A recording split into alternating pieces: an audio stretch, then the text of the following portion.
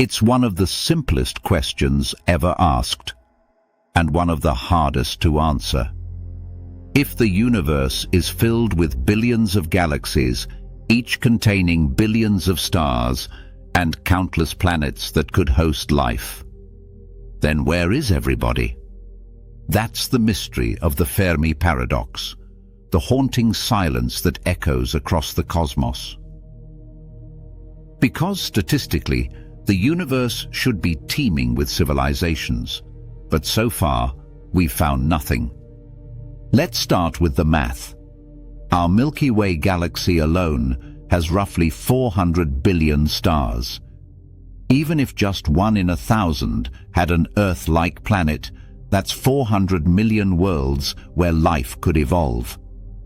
The Drake equation, created in 1961, tries to estimate how many intelligent civilizations might exist right now.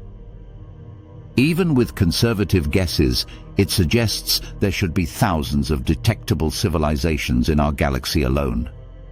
Yet despite decades of searching, radio telescopes, probes, and sky surveys, we've found only silence. No signals, no megastructures, no alien technology. It's as if the universe is full of potential, but no one picked up the phone. So what's going on? One possible answer is something called the Great Filter. It's the idea that somewhere along the path from simple chemistry to interstellar civilization, there's a deadly barrier, a filter that almost no species can cross. Maybe life rarely starts at all, or maybe it starts easily, but multicellular life is incredibly rare. Perhaps intelligence itself is unstable. Civilizations might destroy themselves through war, pollution, or AI before reaching the stars. If that's true, we might already be past the filter, or we might be approaching it right now. But maybe the universe just needs more time. Stars like our Sun are relatively young. The Milky Way could still be in its early stages of life-bearing evolution. We might simply be among the first intelligent species to arise, cosmic pioneers exploring a galaxy that will one day be full of voices. If that's true, the silence isn't eerie, it's temporary. We're just early to the party. Another theory: we're looking the wrong way. We expect aliens to communicate using radio waves, but what if they've moved beyond that?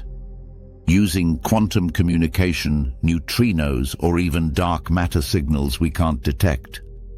Maybe they're deliberately avoiding contact, a cosmic version of prime directive. Or perhaps advanced civilizations exist inside digital realities, leaving the physical universe behind. It's not that they aren't there, it's that we don't know how to look. Then there's the chilling idea called the dark forest theory, from Liu Cixin's three-body problem. It suggests the universe is quiet because it's dangerous. Imagine every civilization as a hunter in a dark forest. You don't know who's out there, their intentions, their power, their ethics. So the safest strategy is to stay silent. If that's true, the silence isn't empty, it's fear. Every world that shouts risks being heard and eliminated. But maybe the answer is simpler. Maybe we're the aliens we've been searching for. Life could have originated elsewhere and seeded Earth through panspermia, carried by comets or ancient probes.